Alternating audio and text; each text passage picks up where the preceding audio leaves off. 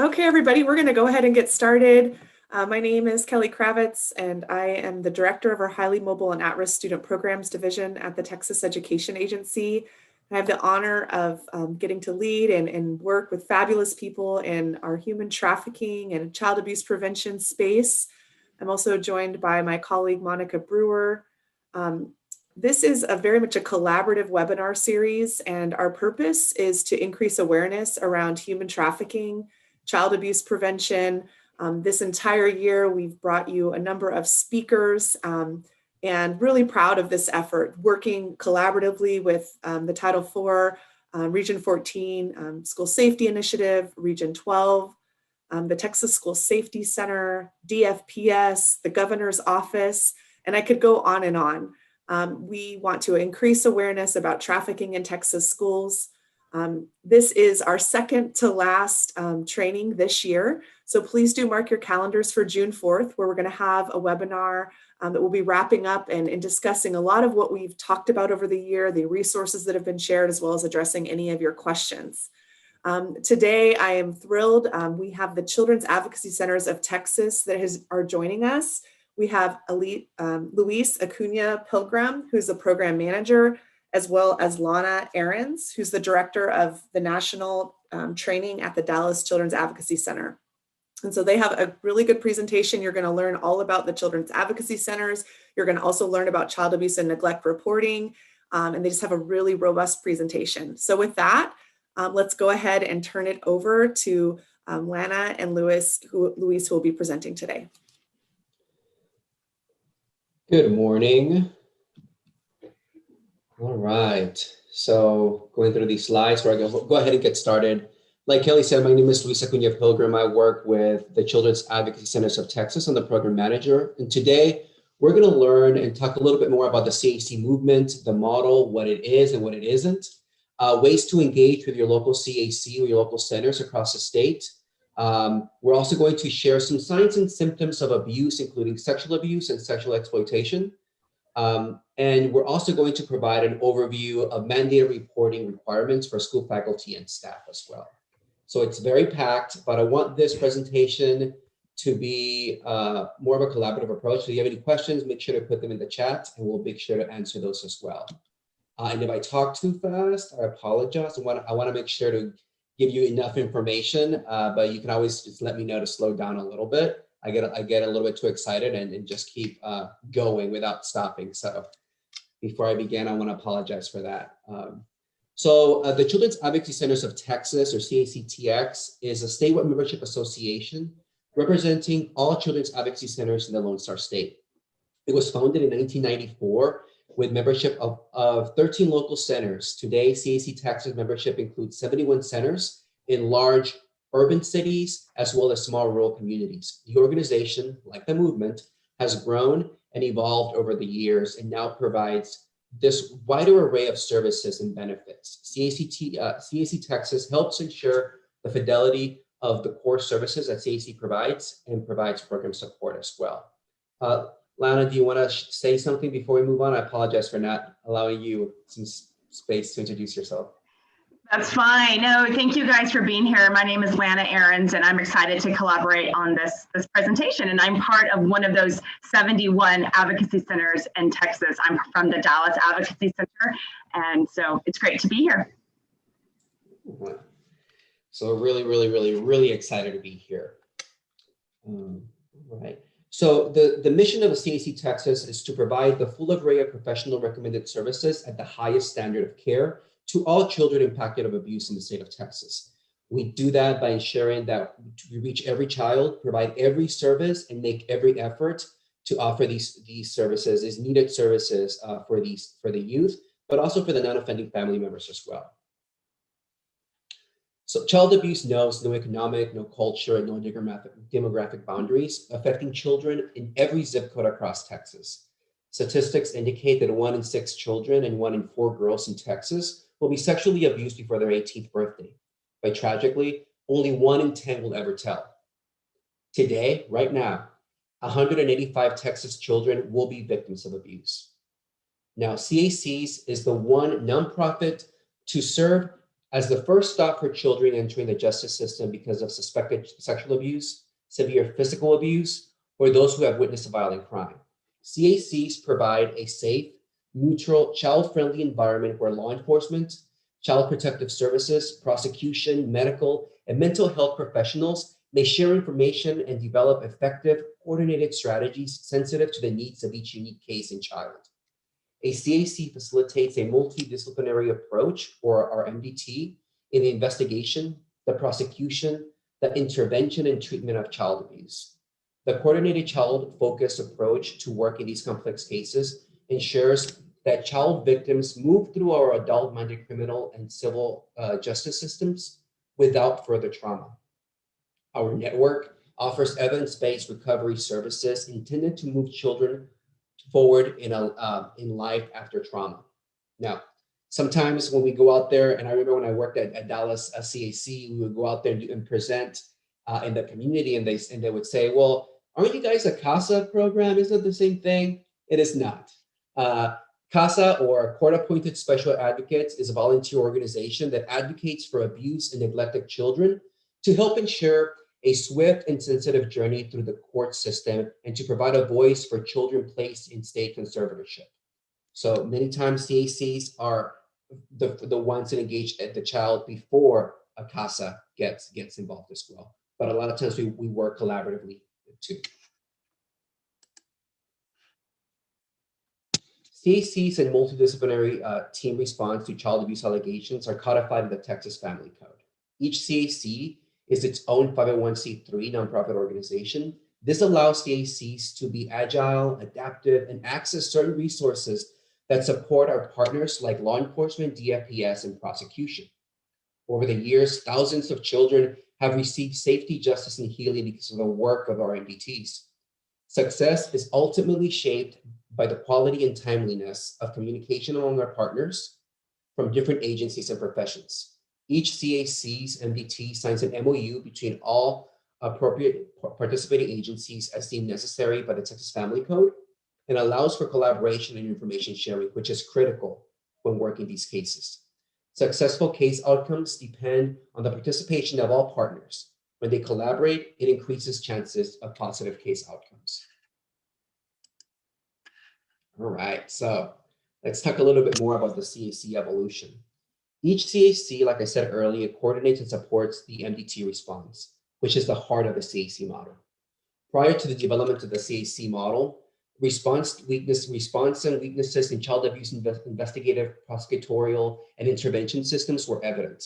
Some of the issues and failures experienced by child abuse professionals were failure to conduct investigative and prosecutorial efforts without harming and re-traumatizing the child victim and their families further.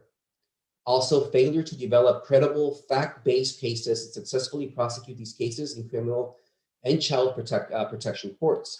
Now, these failures were not about the individuals doing the work. They were about the systems that were being used, the systems that were in place, that were created for other kinds of crimes, other kinds of victims.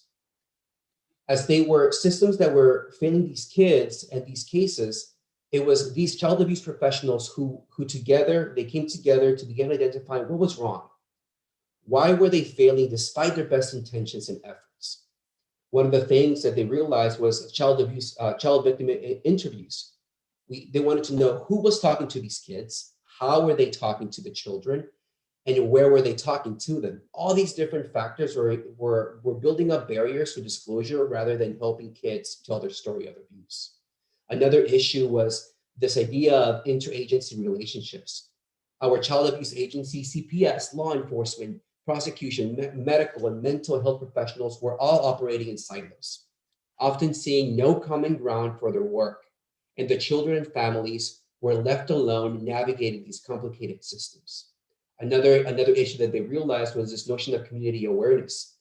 When cases did go to court, because people often did not really believe child abuse could happen in their community or in their town, jury boxes were often filled with people completely unable to hear, let alone believe the things prosecutors were alleging had happened.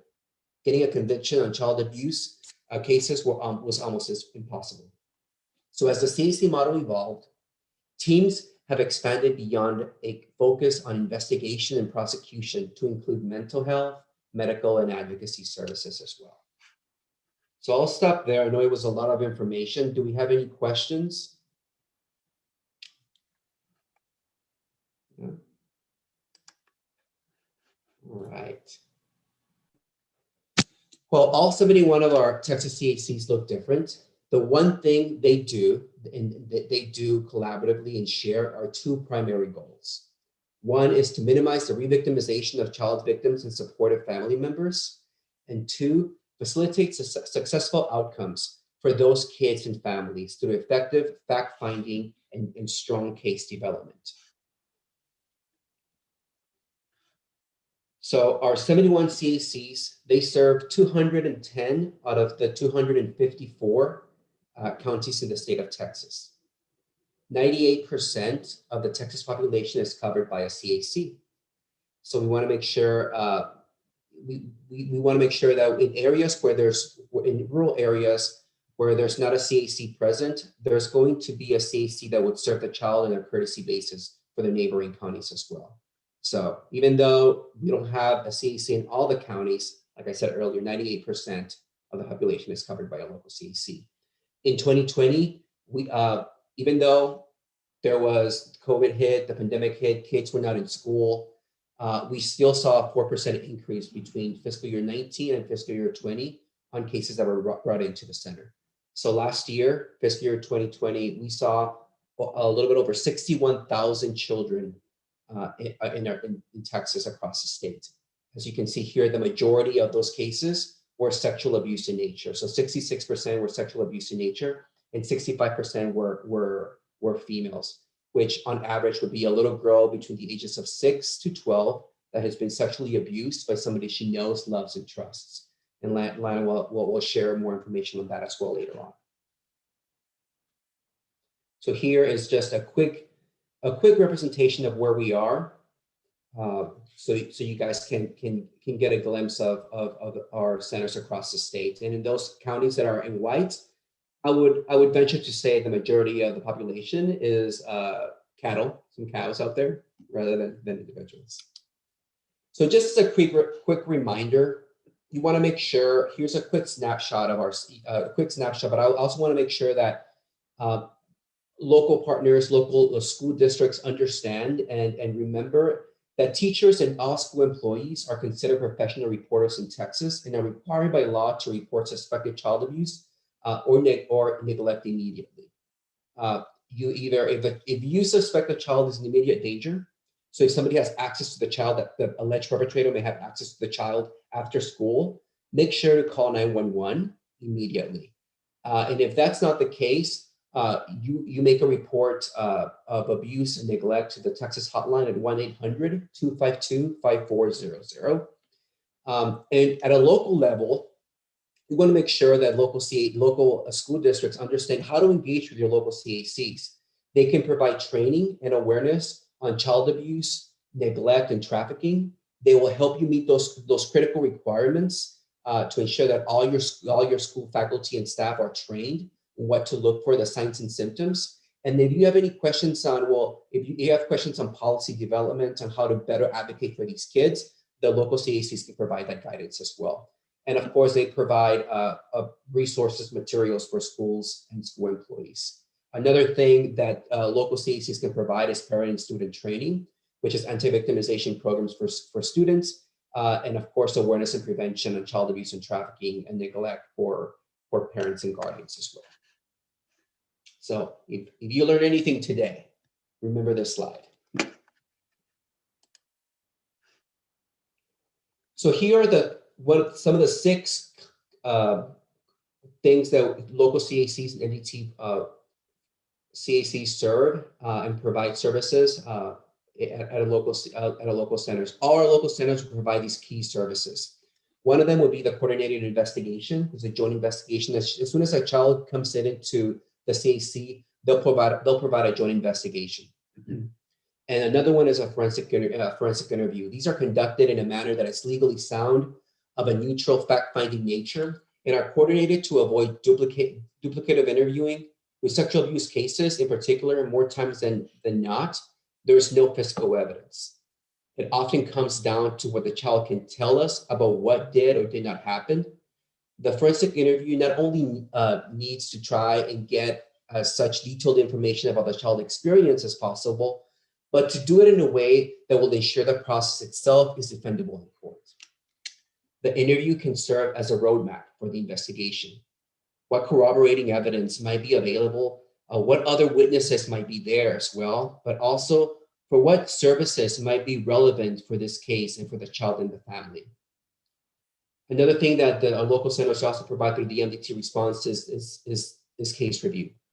This is a formal process in which the MDT discuss and information share regarding the investigation, case status and services needed by the child and family, to make sure that all these different agencies are collaborating and engaging in addressing this case, on that particular case from that particular lens.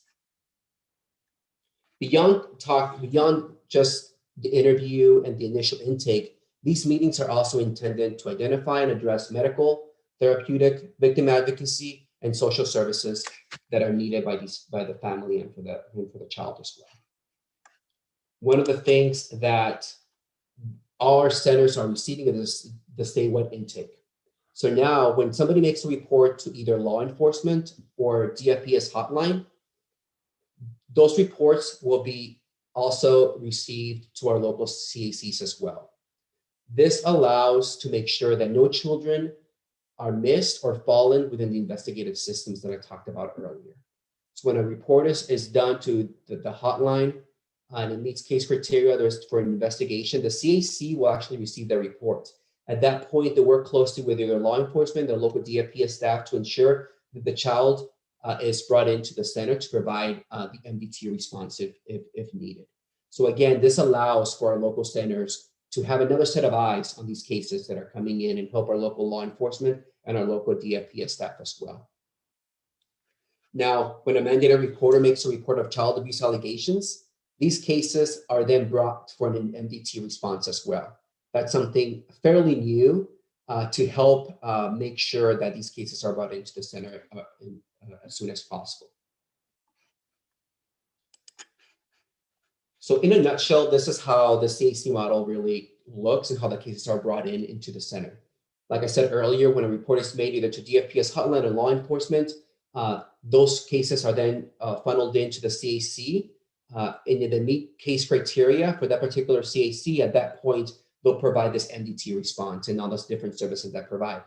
At the same time, local law enforcement, if there's an investigation open, law enforcement is doing what needs to be done. Where DFPS is making sure that the child is safe and protected and believed by the family that abuse did occur and providing services for that child and family if needed. At the same time, local law enforcement, DFPS, medical professionals are engaging, coming together and looking at the case to make sure that they move through the system accordingly.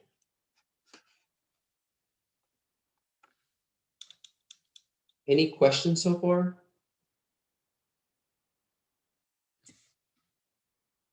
All right. All right, this is where I'm going to take over, and Luis, you'll just man the slides for me, right? You got it. Awesome, awesome. Thank you so much.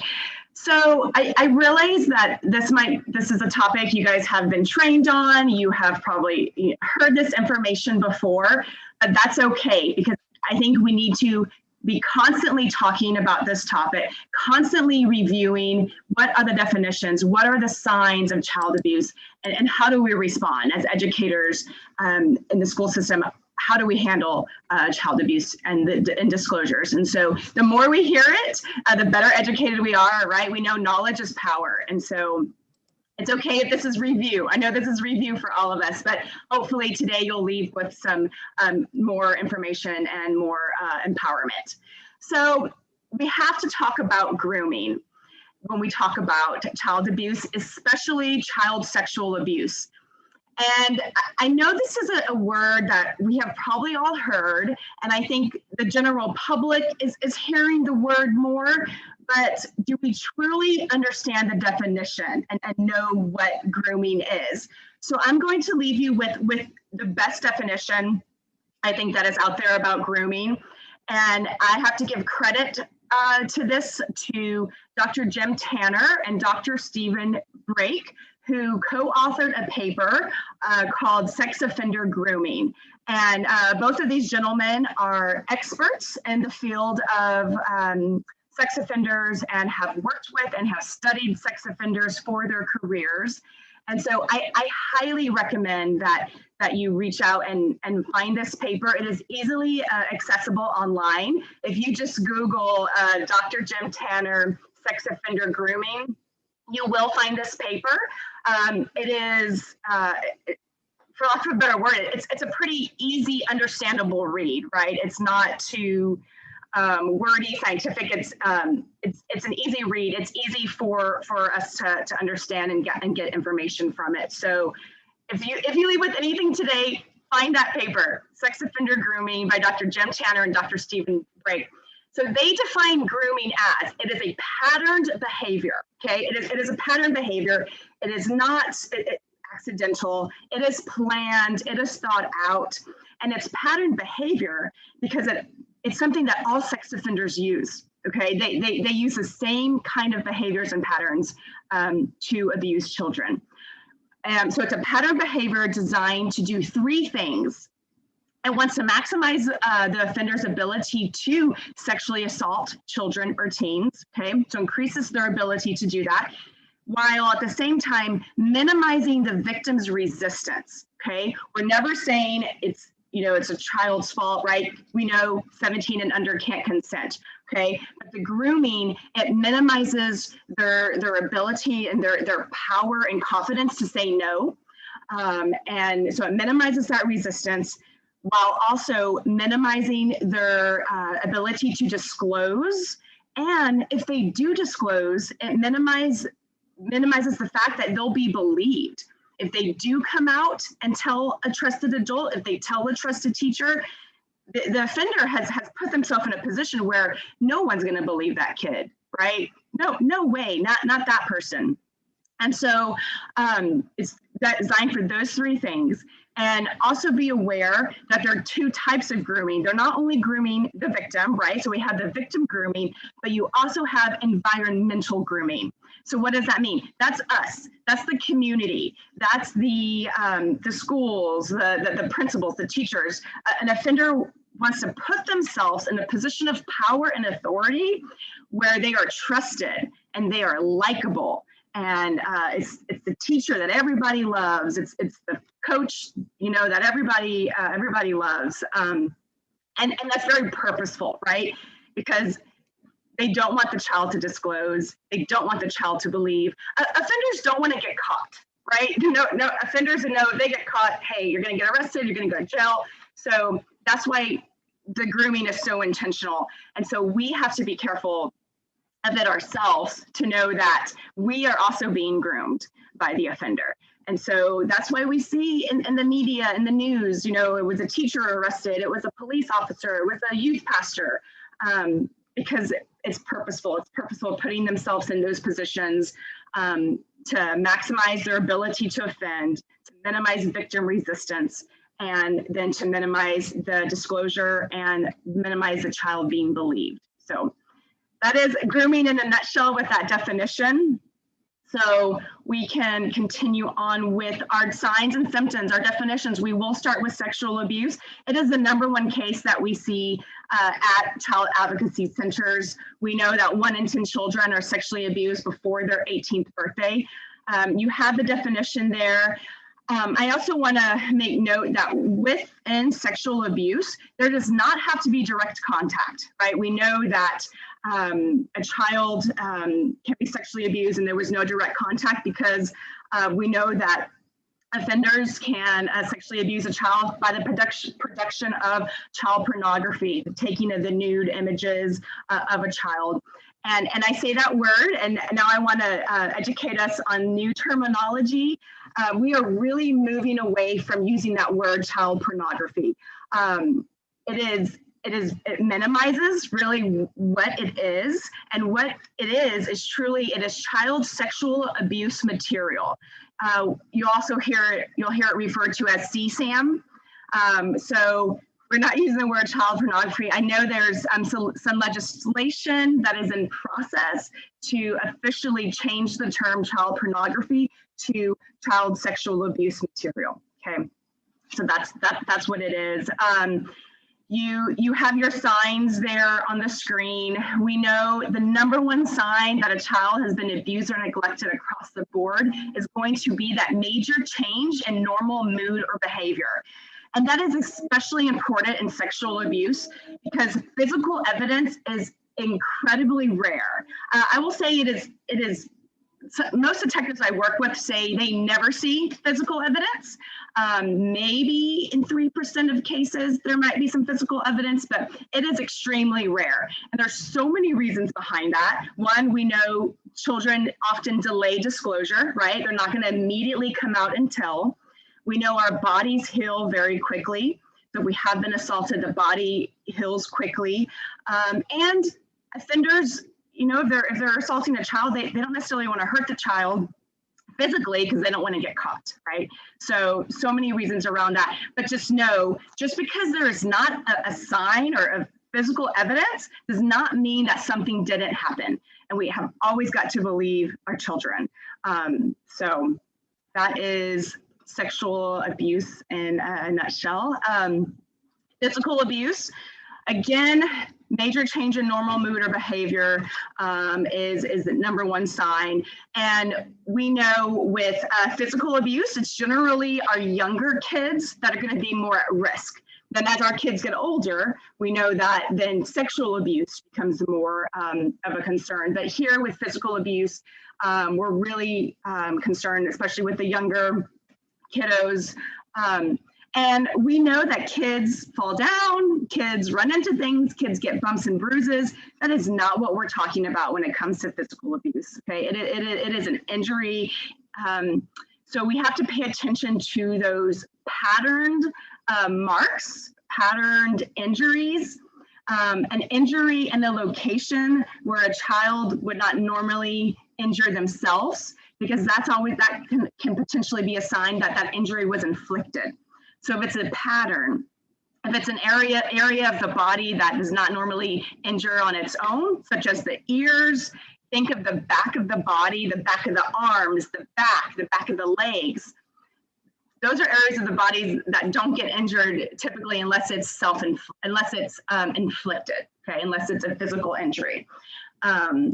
We know that our medical personnel, if there is any physical injuries that occur during physical discipline, that is considered child abuse. No mark or bruise should ever be left on a child during an incident of physical discipline, because that in our medical field, especially, is considered child abuse. So be aware of that. And with physical abuse, just like with sexual abuse, there does not have to be that direct contact, because in both physical and sexual abuse, that failure to intervene, that failure to prevent abuse to the child is also considered physically or sexually abusing the child, okay? If you know it's happening, you continue to allow it to happen, you're also considered to be physically or sexually abusing the child. All right, we have a few other types of abuse to go over. We know with emotional abuse, I feel like so many times we skip over emotional abuse. One, it's actually kind of hard to prove. When I worked for Child Protective Services, I did not have many cases involving emotional abuse, but that doesn't mean it doesn't happen. And we still have to report it. Often we'll see emotional abuse with polyvictimization. So there'll be another type of abuse occurring, such as physical or sexual abuse. But I don't want us to breeze over emotional abuse, because we know that the long-term effects and the long-term impact on a child that has been emotionally abused is the same as if the child had been physically or sexually abused. It is psychologically, physically, and mentally damaging to a child, and the long-term effects it can have on our kids is very bad on them. And our words matter, and our words can hurt, right? We know that we don't have to hit to hurt. So remember that with emotional abuse, and always report it if you suspect it. We know that with neglect, neglect is not the same thing as poverty, right? We get that. CPS is not out there removing kids because of lower income or impoverished families. Families with lesser means can do an amazing job taking care of their kids. Okay, so I'm not talking about poverty here when it comes to neglect, but neglect is that true lack of providing your kids with the basic needs that they need for survival. Okay, many times with neglect, neglect is actually the umbrella, and within neglect, you can have neglectful supervision, you can have physical neglect, medical neglect, as well as refusal to accept parental responsibility. So those are like 4 different types of neglect that you can have. Neglectful supervision is probably your most common. That gets called into Child Protective Services. It will typically refer to, parents not properly supervising their kids, and then maybe their kids get hurt. Many times substance use is involved because, parents might be addicted to, caregivers might be addicted to a substance, and then they're not able to properly supervise their children. So that's probably the #1 type of neglect that you will see. And lastly, family violence. And we know family violence and child abuse are one and the same. They are not two separate things. A child that lives in a home where family violence is occurring, they are 15 times more likely to be a victim of physical or sexual abuse. And just because a child is not physically injured during a family violence incident, okay, maybe it's between the caregivers, the violence that is occurring, that does not mean that child is not traumatized. That is trauma. Witnessing another caregiver being assaulted, or maybe they're not seeing it, but maybe they're hiding in the closet while their caregiver is being assaulted. So you better believe that they can hear it. You better believe they can see the bruises, the blood, the aftermath of the violence. And that is trauma. That is abuse. And family violence, it is our business. And if we know it's happening, if we suspect it, it is our responsibility to report that. Okay, remember, it is our business. Family violence and child abuse are one and the same. All right, getting into human trafficking. So we know human trafficking is another form of child abuse, which we're all, of course, specifically talking about child human trafficking. We know adults can be trafficked as well. So human trafficking is another form of child abuse. We know it is a very complex type of child abuse, and we know that victims, survivors of human trafficking, they need a special set of services because of the complexity of human trafficking. Oftentimes we see that, our boys, our girls, our kiddos who identify in the LGBTQ community that have been trafficked, they might not see themselves as victims because maybe they gain something in return through being trafficked, but they are a victim. So that's why we need a special set of services for our victims of human trafficking. For 2020, the National Center for Missing and Exploited Children reported 17,000 cases of child sex trafficking during the year 2020. Regarding the gender, it was about a little over 94% were females, and then a little over 5% were male. That male number has actually increased. Before, we were maybe only seeing 1% of sex trafficking victims were male, but that is on the rise. We think maybe there's been more education around the fact that both boys and girls can be trafficked, right? It's not just females, but we see our boys, our young men are less likely to disclose, and they're less likely to be found out. They're less likely to be identified as a victim of human trafficking. And there's so much around that, right? About why our young men don't come out and disclose, or why they're not easily identified. But I think the education is getting better out there, that men, boys, women, girls are both trafficked. So that was 2020, 17,000 reports. And with COVID, you know, you would think that, well, maybe the demand for human trafficking is going to decrease, right? Because for trafficking, that's person-to-person contact, right? Well, actually, the exact opposite was true. Human trafficking, so we saw a huge rise in human trafficking during COVID. The demand to buy sex is still huge.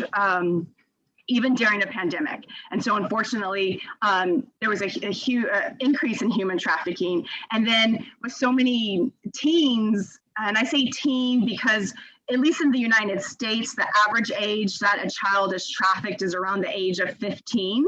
That number could be a little high, but that is the average age.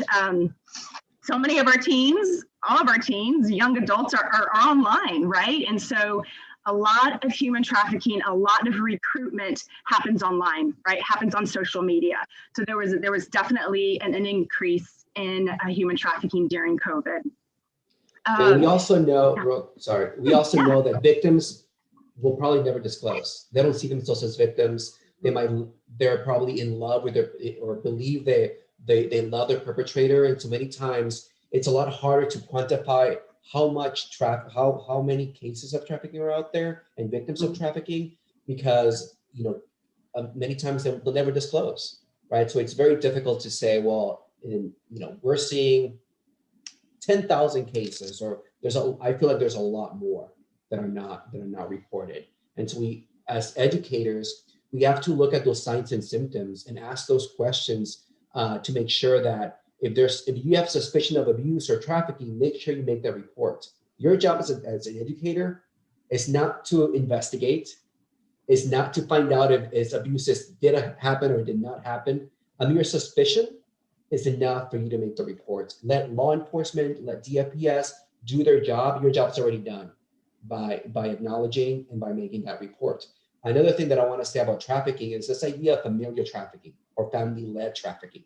A lot of time trafficking does not include movement or transfer from across states or cities or county.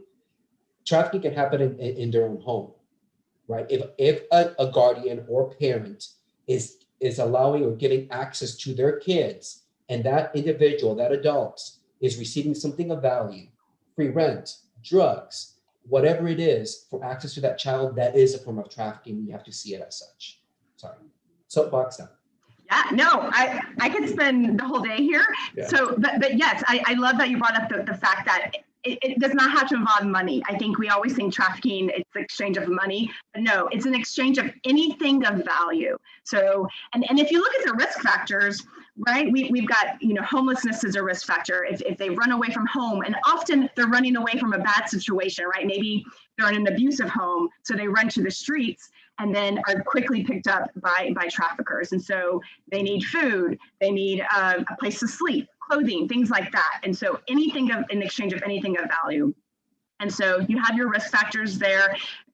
Luis mentioned the familial trafficking. We also see gang trafficking occurring, of human trafficking, pimp-controlled human trafficking, which is the one that's probably more, so we see in the media the most. That's a little bit glamorized, unfortunately. And then we also have buyer-perpetrated trafficking. So, all right, we can go to the next slide. We'll get off. And then this will, you have probably seen it when it comes to domestic violence as well, because it's very similar. It's that power and control.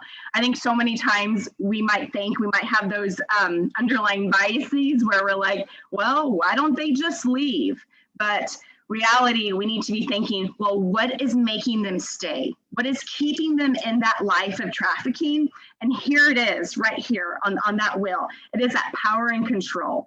They have been potentially already sexually abused in a previous home. They have been emotionally abused. Their trafficker wants to isolate them. Their trafficker might use threats, might use coercions, might physically abuse them.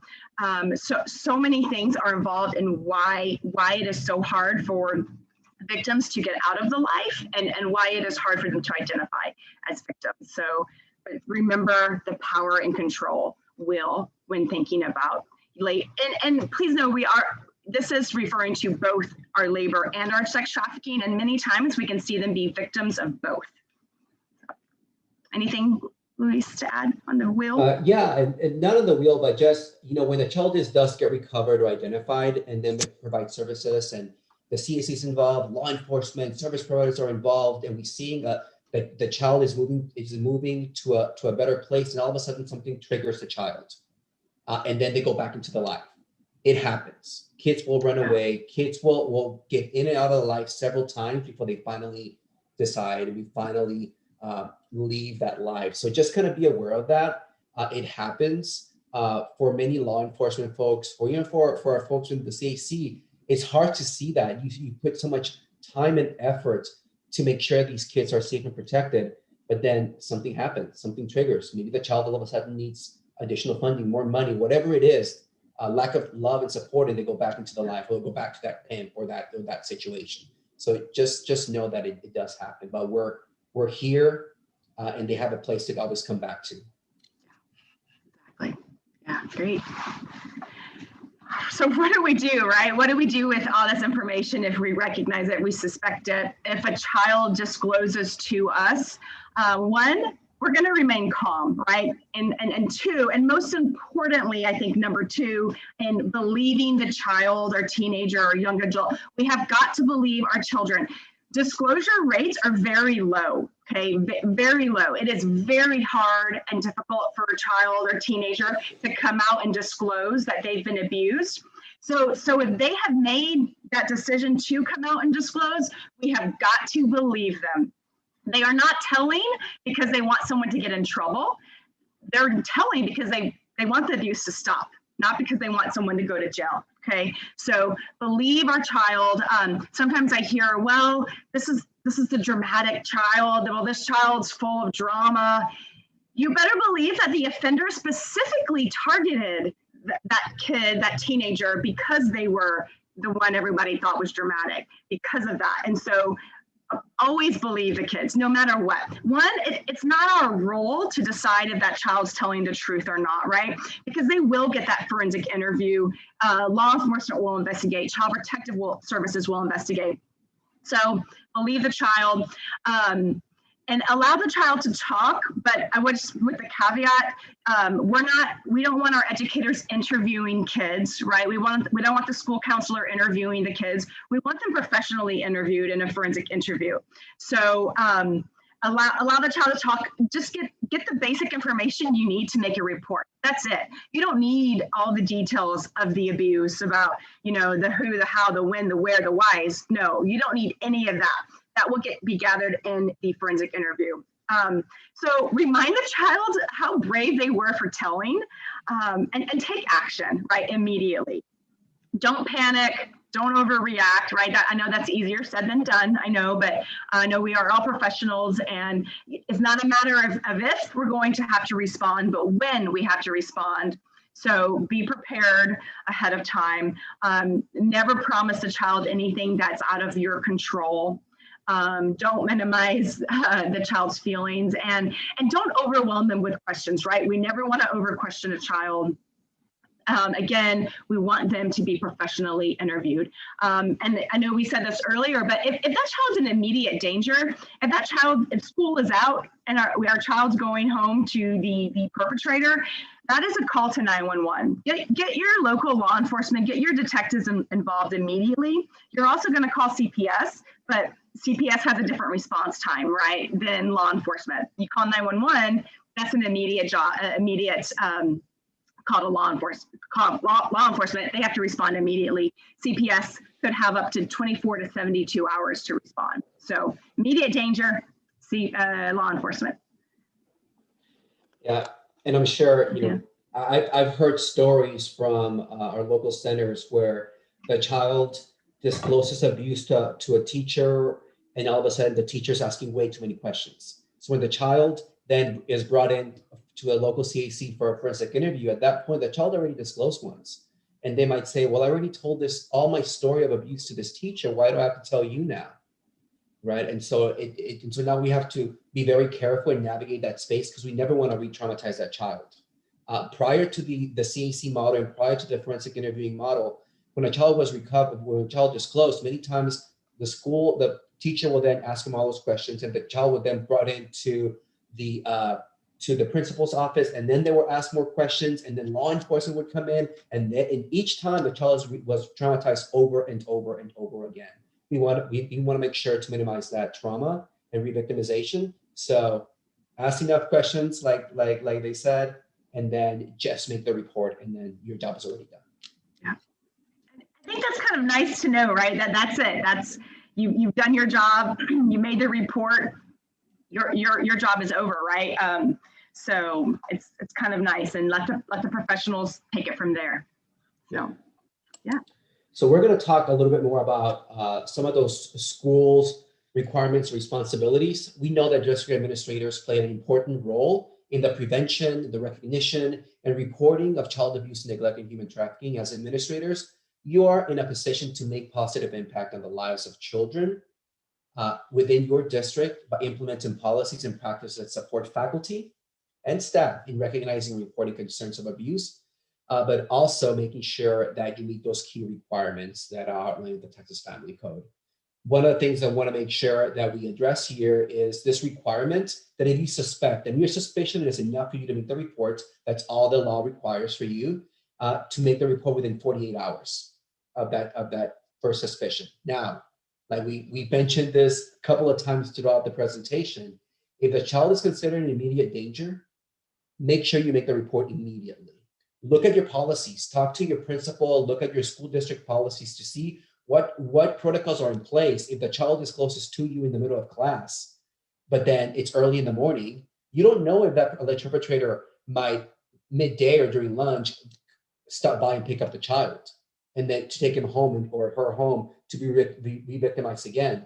At that point, make sure that you want to make sure you call law enforcement if the child is considered an immediate danger. So kind of look at those policies to make sure that the teachers and staff feel protected and supported, and there's already a system in place to do that.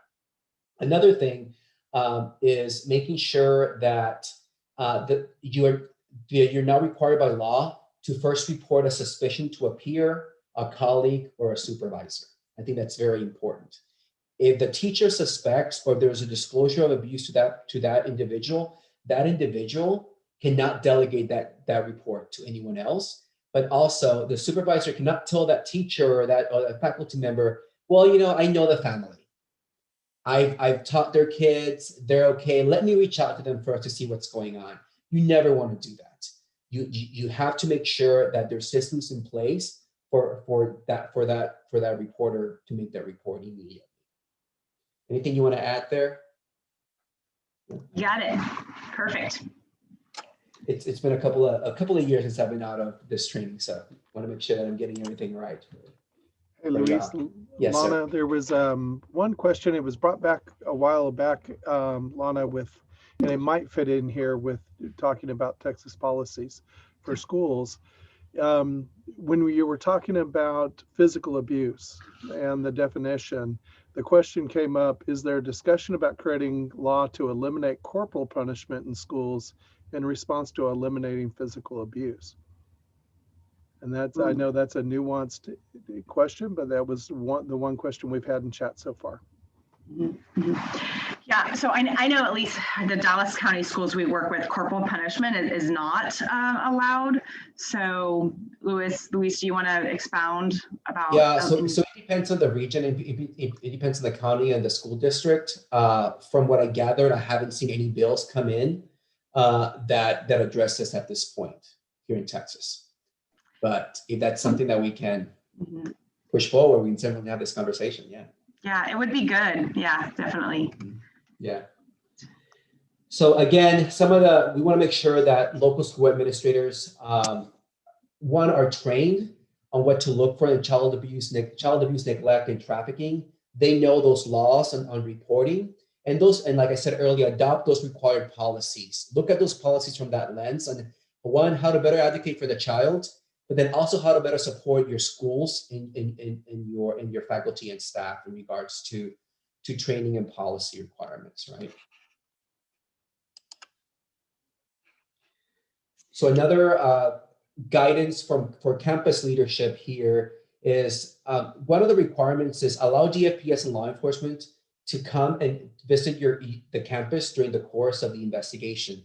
We hear time and time again when there's a report to DFPS of potential child abuse, then DFPS or law enforcement may come in, maybe talk to the child on campus, or maybe bring the child from the school over to a local CAC to provide that MDT response. We've heard sometimes where local schools won't allow that, or they might say, well, before you do that, I need to call that parent. But again, you don't know if the parent already knew of the abuse.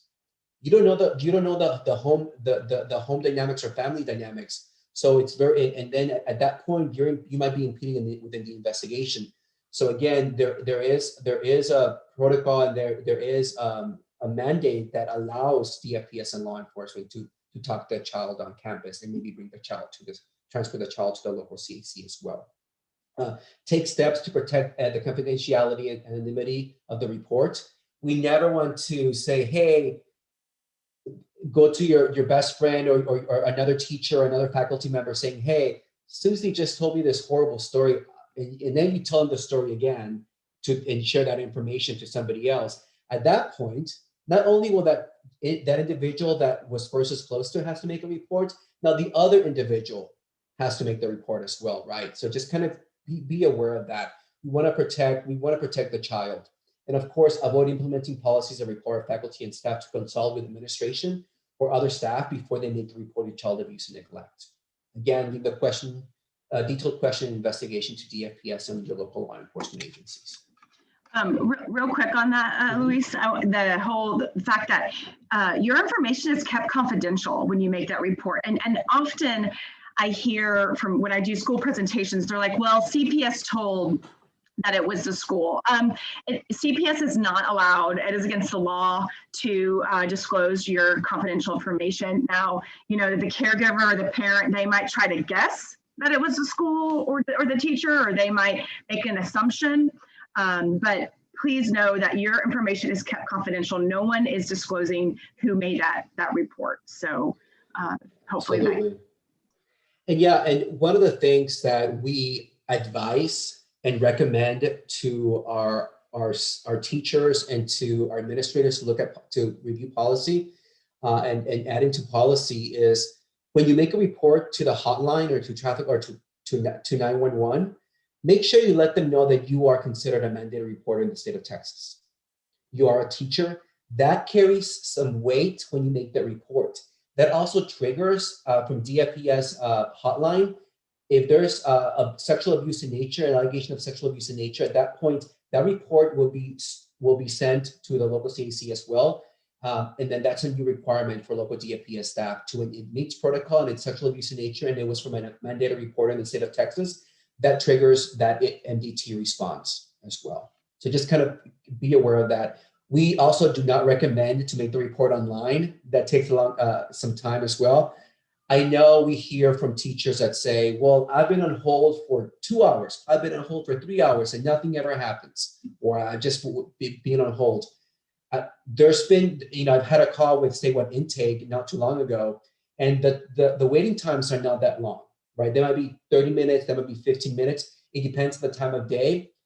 We know that during summer times, kids are not in school, so those reports go down. But as soon as school gets back in, then you see an increase in state waiting to reports. But then you might also see the waiting times there as well.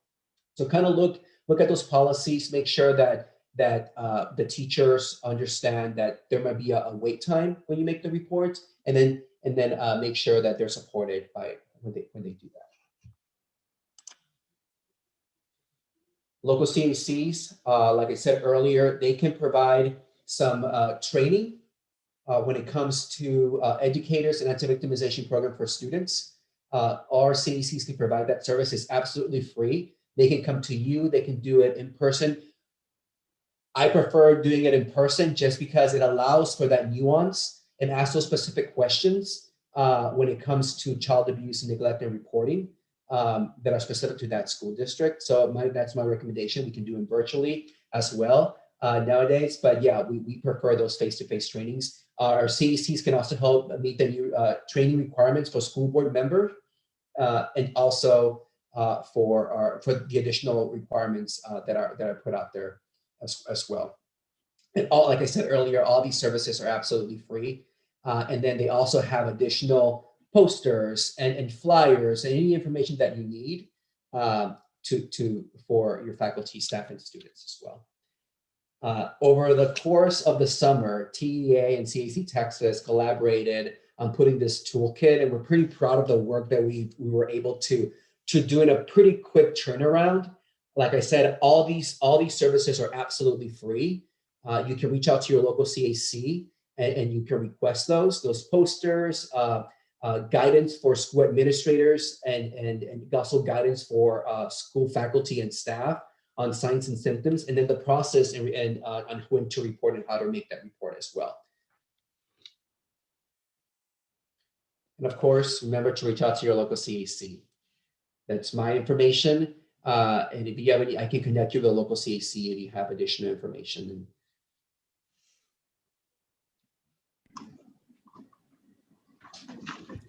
Yes, I want to say, you know, we are definitely partnering already with some of our ESC centers, and so to do the school board training. So just know, reach out to your CAC; they'll get it done for you. Yeah. Louise, can you go back one slide, please? Thank you.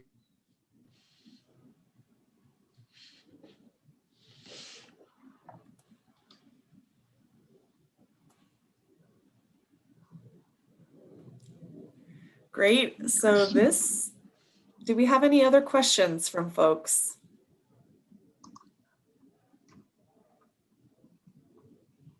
Lana, do you want to drop your contact information on the chat so Yes. folks can? I apologize for not including them in the presentation. No problem. So if folks would like to get training and to get more information, you would encourage them to reach out to their local CAC for training and resources. Luis, is that what they need to do? Okay. Yes. And can we drop that link in the chat for folks to know how to locate their local CAC? I think Rod did that earlier. Great. Maybe we can. Great. So just scroll up in the chat, folks. I did it early on, but just want to make sure that you reference that. Perfect. Luis and Lana, thank you so much. You are a dynamic duo. This is incredible information. I was chatting with Monica, just saying, we need to blast this. We need to share this. We need to promote this. Thank you. And the tips and the resources that you shared as well, and some of the nuances with reporting in the school environment, this delicate and very nuanced. Thank you for helping us understand and the complexities of these crimes, and then the important role that we play as educators with identifying and reporting, but then letting the professionals do the work. That's not our job. Our job is just to make the report.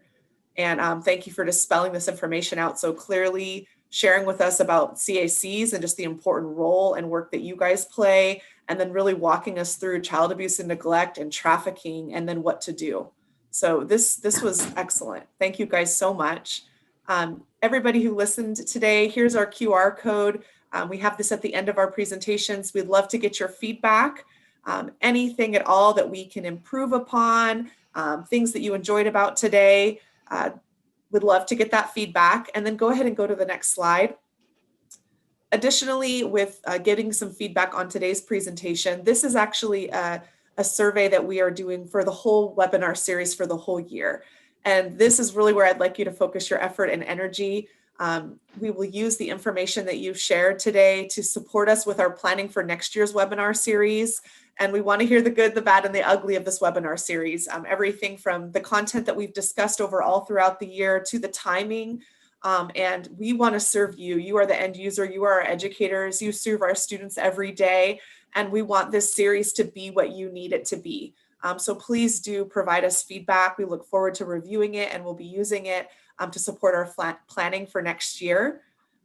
Again, our last and final presentation this year will be on June 4th from 10:30 to 11:30. So mark your calendar, the first Friday of the month, and we'll be doing a year-end review with resources. So again, Luis and Lana, thank you so much for today. Everybody, thank you for the important work that you do, and thank you for taking time out of your busy schedules at the end of the year to join us to talk about this today. Please share with your colleagues. We will make the recording available. We have our entire recording on the webinar series available on the Highly Mobile and At-Risk Student Programs Division website. We will make sure and share that out. We also have the recording available on YouTube. So you will have access to this. And if you could just please help us in sharing the word, getting the word out, helping your colleagues know how to handle child abuse and neglect and reporting and mandatory reporting, we would greatly appreciate it. So have a wonderful Friday, everybody. Thank you, team. And we will be in touch. Thank you all. Take care. Thank you. Bye.